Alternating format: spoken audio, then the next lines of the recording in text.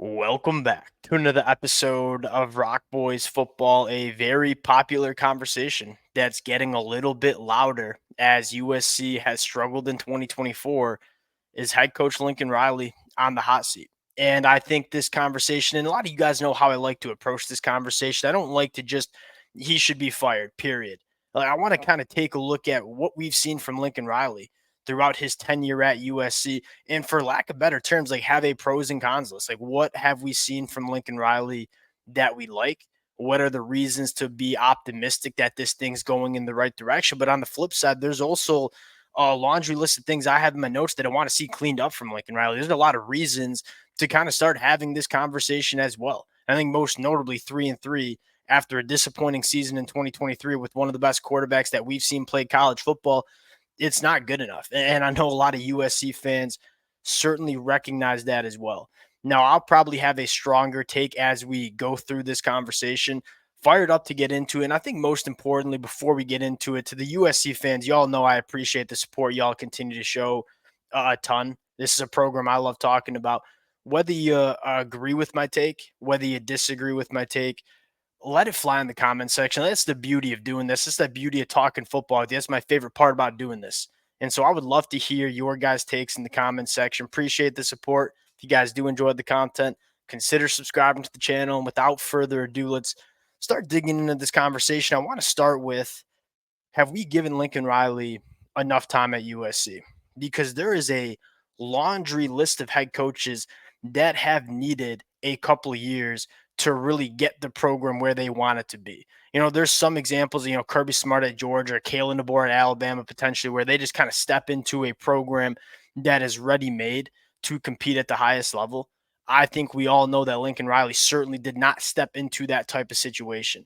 You look at a coach like Jim Harbaugh, it took him, y'all know I'm a Michigan fan, it took him more than 3, 4, 5 years to get the program where he wanted it to go. And there were a lot of bumps and roller coasters along the way. And you bet your money that throughout the last 5 years of his tenure, there were a lot of Michigan fans that were calling for Jim Harbaugh's head.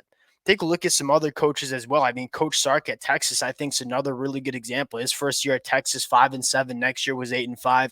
Was falling short of expectations both of those years, but he turned the corner. Take a look at Mike Norvell at Florida State. I mean, Mike Norvell, it's kind of a weird conversation to have, but he got off to a really rocky start, right? 3-6, 5-7 the next year. There's been a lot of Mario Cristobal, I think, is another good example. A losing season year one, 6-7 year two. Now he's starting to turn the corner in year three. Are we giving Lincoln Riley enough time to get the program where he wants it to be? I think that's the first question that we need to answer. Now you get into some of the pros, the things that make me believe that USC under Lincoln Riley is going in the right direction. I think it starts with, I think he crushed the defensive staff hires, defensive coordinator, defensive line coach, linebacker coach. I think this is a very good staff on the defensive side of the football, which killed Lincoln Riley the first 2 years of his tenure at USC. I mean, Alex Grinch, one of, if not the worst defensive coordinator that we saw in all of football the last 2 years. When you make a mistake like that and then you kind of double down on it going into year two, that's a problem. But I give Lincoln Riley, who is still a young head coach, a lot of credit for identifying the problem, maybe a little bit later than most USC fans would have liked, and making the change. But I think most importantly, making the right change. And why am I so optimistic that this defensive staff is significantly better than what we saw in 2023? I think the proof's in the pudding. Like, one, this defense is just playing a lot better, and I get they didn't play their best football against Penn State. It's really hard to argue that this USC defense just looks better in 2024. And you take a look at the player development. Eric Gentry, a guy that didn't really have a massive impact on this USC defense in 2023, all of a sudden playing like a legitimate All-American linebacker. Devin Tompkins on the defensive line, a guy that was a no-name. Kobe Pepe is another name. Like guys that you couldn't get anything out of them the first 2 years Lincoln Riley was there, and all of a sudden now they look like serviceable and in some cases really good football players. Mason Cobb looks more like the Mason Cobb that we remember at Oklahoma State. There's a ton of reason to believe that these players are getting better under this USC defensive coaching staff. So I think that's one reason to be optimistic. And at the end of the day, we're going to talk about some cons specifically with this offense that we've seen. I trust Lincoln Riley to develop quarterbacks at the highest level of the sport. He's the best quarterback developer we see in all of college football, and you can't really argue that. It's the most important position. It leads to the most wins. That's another reason to believe in him. Like, yet Miller Moss hasn't played like the quarterbacks we're used to seeing under Lincoln Riley. I think that has a lot to do with some of the stuff that's going on with this offense that we'll talk about. But at the end of the day, I trust Lincoln Riley full heartedly to get the quarterback position right, which is something that a lot of head coaches struggle with. I think, secondly, how many more successful coaches have we seen than Lincoln Riley, even going back to his time at Oklahoma? I mean, there's just not a lot of head coaches that have had the success that Lincoln Riley has had during his head coaching career. And so I think that conversation is one. This team, I think, is clearly going in the right direction, specifically on the defensive side of the football. That's a massive plus. You know, you have a head coach that is the best in the business at developing quarterbacks. And I think Lincoln Riley's growing up as a head coach. Like, he's starting to make some more of those difficult decisions that you need to make. And so I think we're seeing Lincoln Riley mature and become a better head football coach. And I think that's the pros that you have. But I think most importantly, are we sure we've given Lincoln Riley enough time to get USC where he wants to go?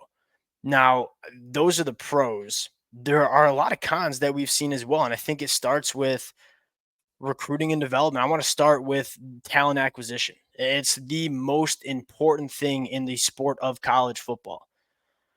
It's not been great for USC. In my personal opinion, it's not been really bad, but it's probably not where we need it to be if USC wants to be consistently competing for not only Big Ten championships, but national championships. And I think it really starts with the methodology. I think that's the word I was going for.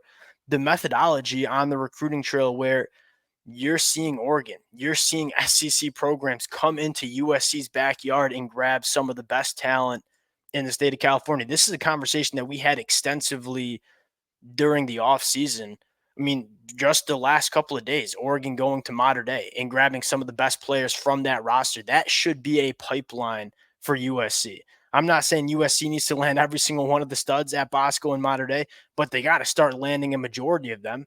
When you look at USC and when they've had their best rosters, it's when they have that Cali pipeline absolutely cooking. I'm not sure what the conversations are going on in terms of the recruiting and the scouting department, but it just doesn't seem like Lincoln Riley is putting a strong emphasis on recruiting the backyard. And you look at, every other really successful college football program, right? Texas, they recruit the state of Texas. Georgia, they recruit the Southeast. Alabama, they recruit the Southeast. Ohio recruits the Midwest extremely well. I, I look at USC and say, you have one of the most talent rich backyards that you see across the country, but you're not getting it done on the recruiting trail in that department. Kind of makes you scratch your head. And it seems like they're kind of going after all these players from across the country, which I love. Like, I think USC should be recruiting nationally. I think it's that big of a program. But you got to hit your layups. You got to hit the guys in the backyard. We saw, I mean, you get a guy like Justice Terry committed to USC. It's going to be damn hard to hold on to a guy like Justice Terry for 8 months. And Kirby Smart's not going to stop going after Justice Terry. Kalen DeBoer or Nick Saban, I mean, when Nick Saban was there, they're not going to stop going after those guys. It's a heck of a lot easier to make sure you're getting those commitments from the state of California because you can consistently see them.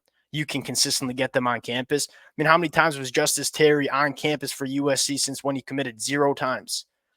So I think recruiting and really the development on the offensive line are some of the bigger issues that you see. Like, with this USC program moving to the Big Ten, we always said line of scrimmage play is going to be a priority. And you look at in my opinion, the biggest flaw within this USC team that has cost them football games this season. And I think you beat Minnesota, and I think you beat Michigan with an offensive line that's serviceable in the Big Ten, but you didn't have one, and it cost you those 2 games. And we're legitimately looking at a 5-1 season for USC, top 10 team in the country, if you can do that. And it starts with recruiting. Elijah Page was a blue chip, but there's not many blue chips on the offensive line coming into USC, and I think you can put that on Josh Henson. You talk about another difficult decision that Lincoln Riley needs to make is, hey, is Josh Henson recruiting at the level we need him to? And is he developing at the level we need to? I don't think he is. And so you've seen Lincoln Riley make difficult decisions to completely overhaul the defensive coaching staff. I think there's still some elements of this football team that need changing, and I think it probably starts on the offensive line. And so you kind of look at the pros and cons. I personally think Lincoln Riley deserves some more time.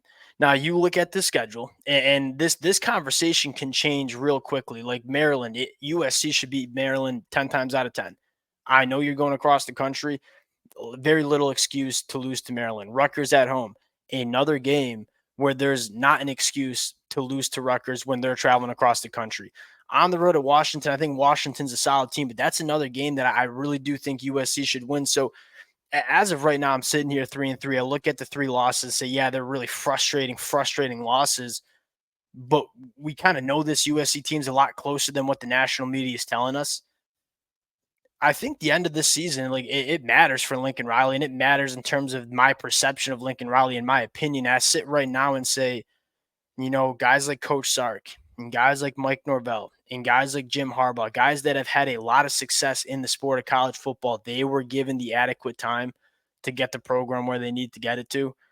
I think Lincoln Riley should get that time as well. Again, there's a big buyout. I think if you want to get rid of Lincoln Riley, there's got to be a plan. There's got to be a plan of, hey, what head coach do we want to bring to USC? Where I sit right now, midway through the 2024 season, is that Lincoln Riley deserves more time. I look at this program and say, yeah, 3-3 freaking sucks, but I think this team's going in the right direction. And I think Lincoln Riley's starting to mature and make the decisions he needs to be a successful head coach. That could change over the next couple of weeks. And so we'll continue to have this conversation. That's my take on it right now. I think the pros right now outweigh the cons. We'll continue to update this conversation. Again, I would love to hear the takes from the USC fans, whether you think I'm an idiot because I'm defending Lincoln Riley, whether you agree with me and you want to double down.